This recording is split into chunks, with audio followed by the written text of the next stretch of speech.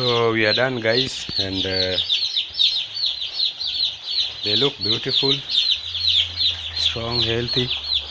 Though some are still sleeping, so as I told you last time, you just have to make sure they touch the drink before you leave, so that once they touch it once, then they stop sleeping and start running around.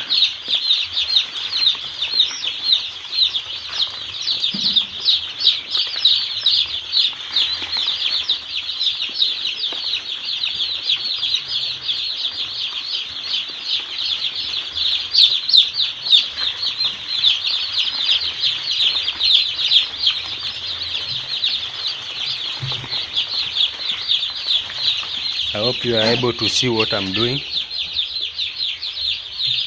Let me put it closer.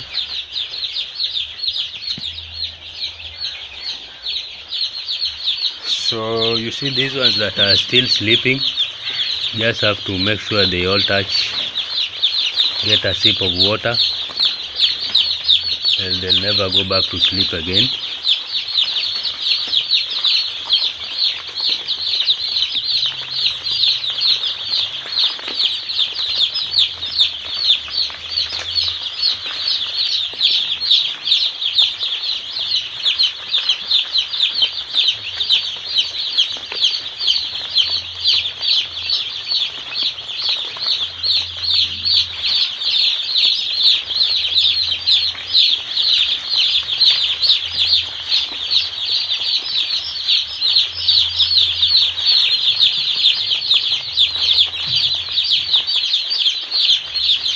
That's why whenever we are counting, we just put them just near the edge, so that you don't have to go inside and start doing that, waking them up.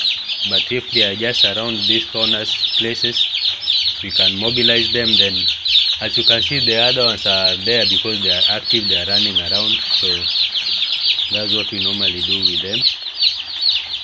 Once they get a sip of that water, then you are sure they'll start eating automatically.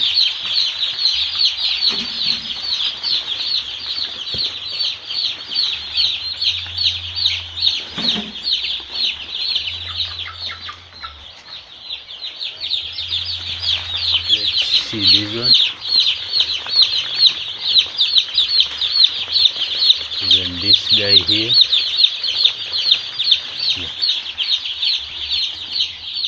So they are all ready and done.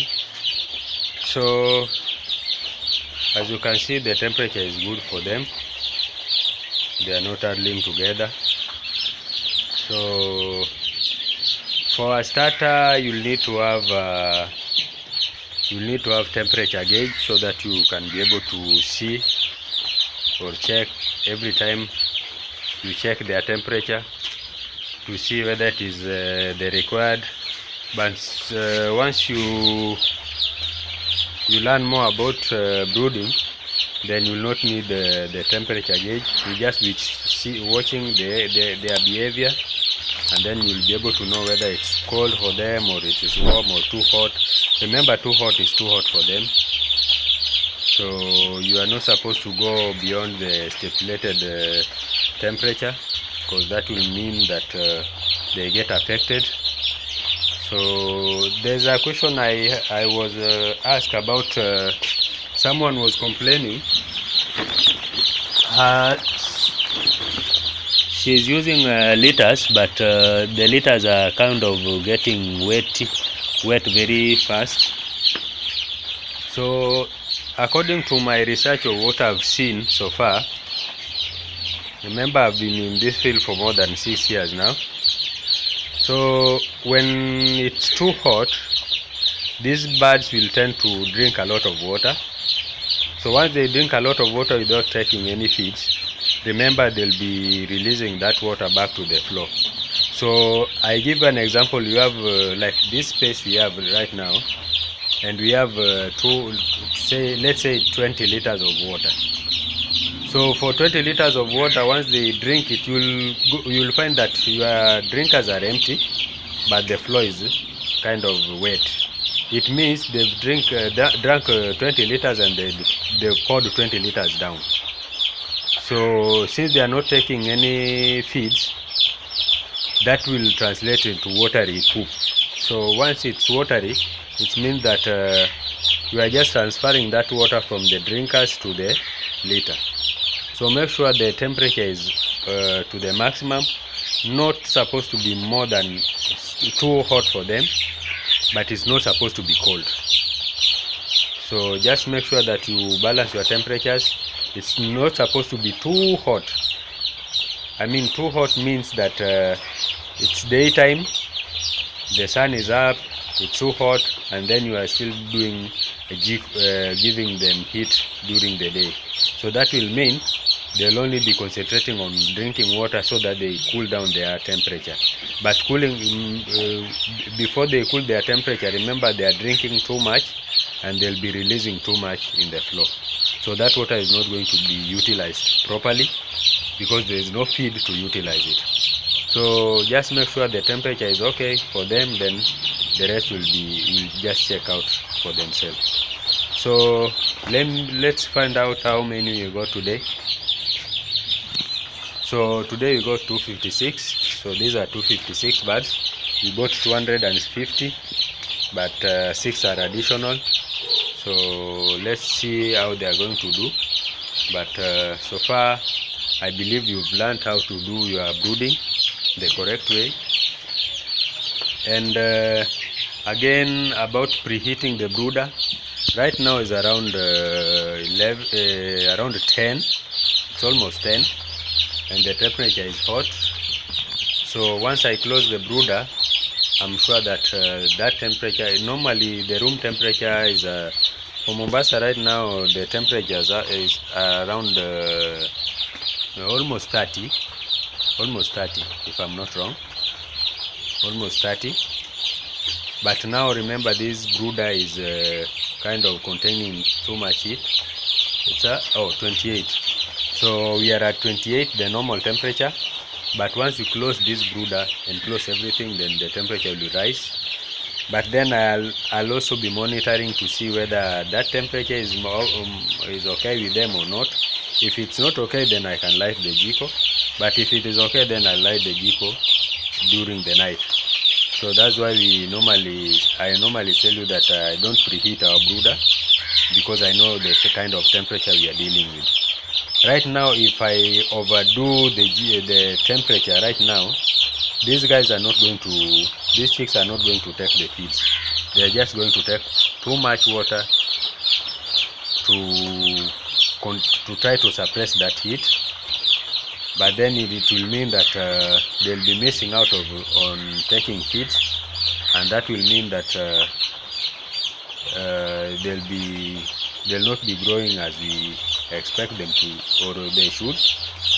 So again, guys, something I need to also emphasize is that look at the drinker. Let me zoom it a bit. You can see those 3 birds are inside the drinker. So without the marbles, I believe you will know what might have happened by now, because the marbles tend to raise their feet high so that they are not basically on the water. So that's why we tend to use the marbles. For those who are asking why, this is the purpose of the marbles. You can see even the other drinker over there, same thing is happening. They are stepping on the water. So without the marble, and as you can see, there's one which is struggling to stand on the marbles, which is not practically not possible. So that's the beauty of having those marbles for at least the first few days, so to discourage them from getting drowned or getting wet. And we are trying to also, for these new feeders, we are trying to introduce them very early for the new baby feeders. but today I'm not going to close them. By tomorrow or day after tomorrow, then we'll start closing. Remember, they have the lids, but I've kept the lids aside. So these are the lids, but for today we'll just leave them there that way, so that they can be able to step on them and eat. So basically that's how we do it, guys. So thank you so much for subscribing. For those who have subscribed, if you haven't subscribed, please kindly subscribe so that you continue getting more feeds. Whenever we post our videos, you'll be the first to get notification.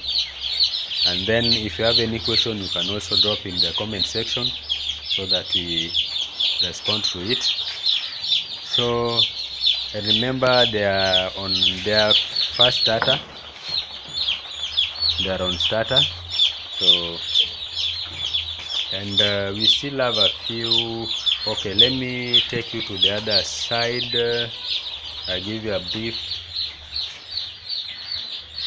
So again, here we have a few birds remaining. There are about 1, 2, 3, 4. 1, 2, 3, 4. So those are 8 pieces, still growing. So those are the remaining birds, and these are today they are on their 14th day. Today they are on 14th day. Remember, we did should be 14 or 15 days. 15 days. Yeah, today they are on 15 days. That is 2 weeks 1 day. And we did our Newcastle on Saturday. I hope you are able to see the video. So right now we are on enzyme. Right now they are on enzyme plus, and yesterday I did enzyme plus oven, but from today onwards they are going to be on enzyme plain up to day 18. Then you can day 18 or 19, and then we'll let you know whether we are going to do gumboro or not. But we are planning to do gumboro. Anyway, we'll see how they are moving. Remember, the last 2 lots, this lot which is we are clearing, we did both Newcastle and gumboro. So even this lot we might be able to do, but there's been an outbreak within our areas, so maybe we'll do gumboro. We are not sure for now, but we'll let you know. And as you can see, our litter is still dry. You can be able to see, dry and clean. So maybe if we are doing gumboro on Saturday, this coming Saturday, then we'll be able to work on the litter. If you are not doing gumboro, still we'll work on the litter, because that will be the last part of litter management. Because right now they are on almost 3 bags. We still need to do at least a half a bag or 1 bag, so that they can comfortably live the rest of their life well. So that's it, guys, for today. And maybe guys, thank you for watching our videos. Thank you for those who have shared our videos, those who have subscribed. Thank you. And guys, keep watching, keep subscribing, keep telling your friends, so that the channel will go far and people will learn how to rear chicken. Also, guys, if you love to have some 1 piece of juicy chicken, just comment there and tell us where you are. We'll tell you where we are, so that we'll get one. Thank you, guys. Keep watching, keep liking, sharing, and also subscribing.